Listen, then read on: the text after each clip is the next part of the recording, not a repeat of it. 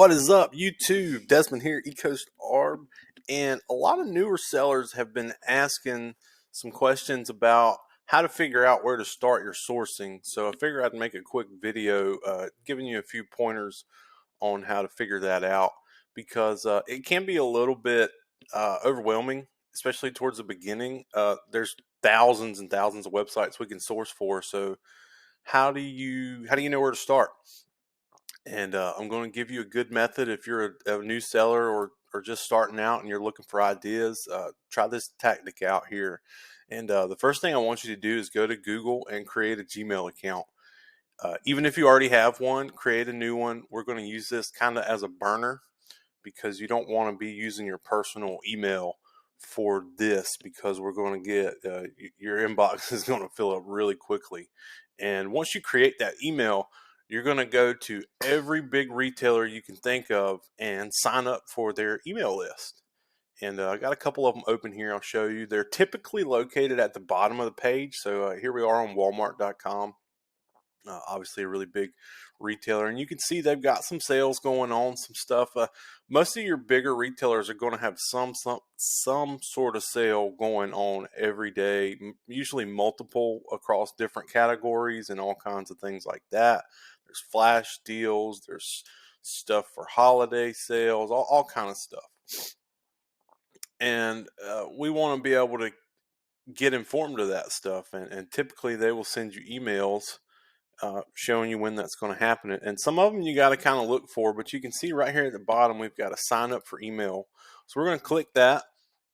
And all you have to do is punch in your email address here, sign up. And now Walmart is going to email you probably multiple times a day with different things that are going on, rollbacks and stuff like that. So that can be a good way to get a lot of information in your inbox. And when you can do that for every big retailer, almost every website nowadays has this feature. Here we are on Target.com, and same thing. Most of the time, those signups are going to be at the bottom of the page. So you scroll all the way down, and you can see here, get the latest deals and trends. Just punch in your email, sign up. JC Penney's a good one, same thing.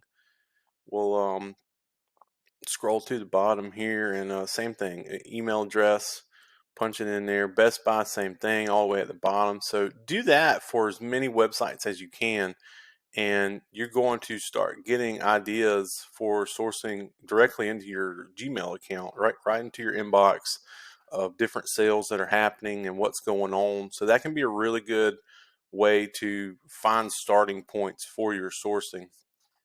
It's also important to remember with sourcing, where you start is not as important as where you end.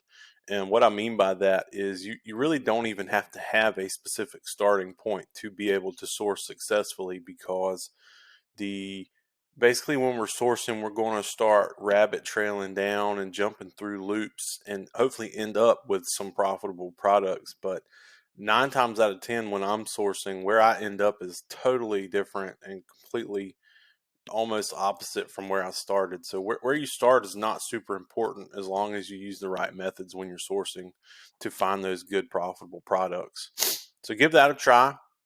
Another thing I like to do if I don't have maybe I went through my email, I didn't see any promotions or sales that really interested me. A couple things I like to do is there's some cashback websites, and the two main ones I like to use are Be Frugal and Rakuten. And we can go to these websites and see what sources have extra cash back going on today. So like here you can see all of these sites have double cash back, and that may be a good place to focus your sourcing for that particular day because you can capitalize on that double cash back. And also I would recommend, if you're just starting out, click through all of these and also sign up for email alerts for all of these. Maybe not all of them, but all the ones that interest you, right? So if you do beauty, Sally Beauty, Under Armour's good, GameStop, Converse, sign up for every retailer's email that you can find. And this can also be a good place to start your sourcing. And I really like to come into this hot deals tab, and it basically compiles a list of things that are, see, like here on Adidas, we've got up to 50% off and 10% cash back. That's a really, really good high cash back. Maybe we can leverage that to find some profitable products. Looks like iHerb's got 20% off of Swanson. Swanson, I believe, has a Amazon account, and that might not be a great place to start, but you never know. There could be some inefficiencies there. So give that a try, and Be Frugal's kind of the same thing.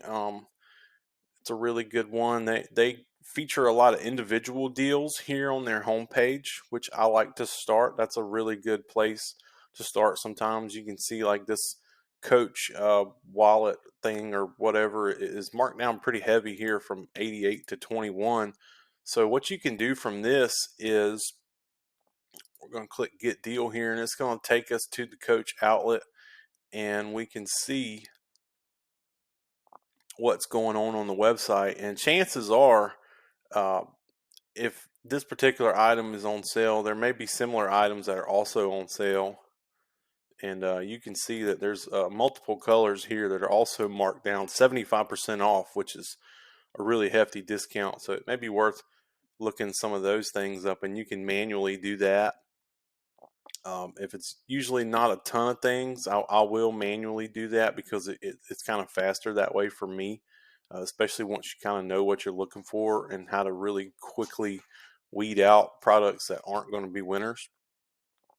And then you can just go from there. See, like up top here, we've got extra 20% off summer essentials. So we may have started here on this wallet, but we may end up on some flip-flops or some shoes or sunglasses, whatever. Where you start is not as important as where you go from your starting point.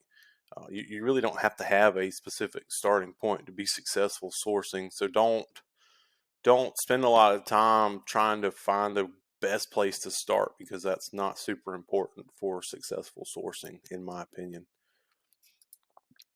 And also on Be Frugal, we have a deals tab here as well, which is just kind of an extended list of certain things that are happening and things that are being marked down.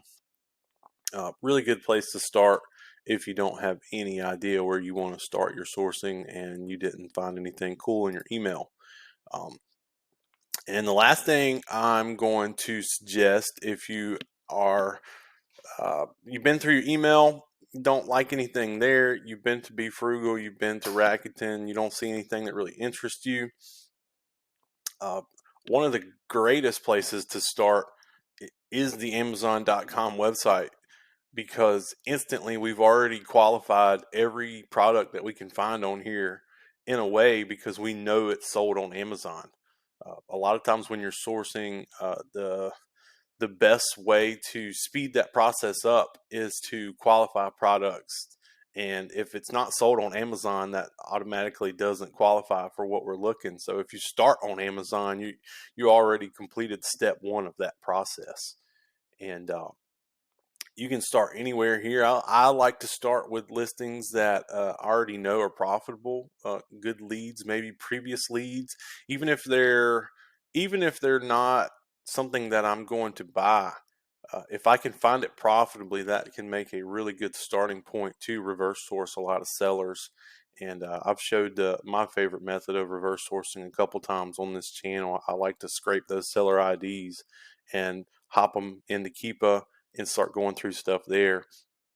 But let's say you don't have a lead, you don't have any starting point whatsoever, you're on Amazon.com and you don't know where to start.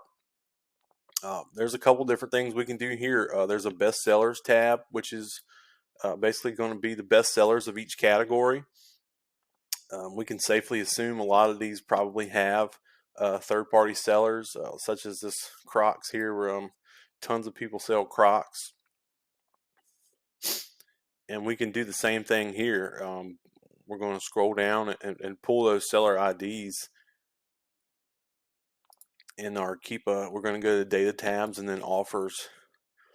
And you can see just right now we've got 21 rows, and looks like some of these are not new. So in this particular case, I would probably unclick the used options, and we're still we only took out one there, which was an Amazon warehouse. So we still got 20 sellers here that have hopefully found this product profitably already and are selling it, and we can start our sourcing there by reverse sourcing those people just by exporting this list and transferring that into Keepa, putting a couple quick filters up, and starting the reverse source process that way.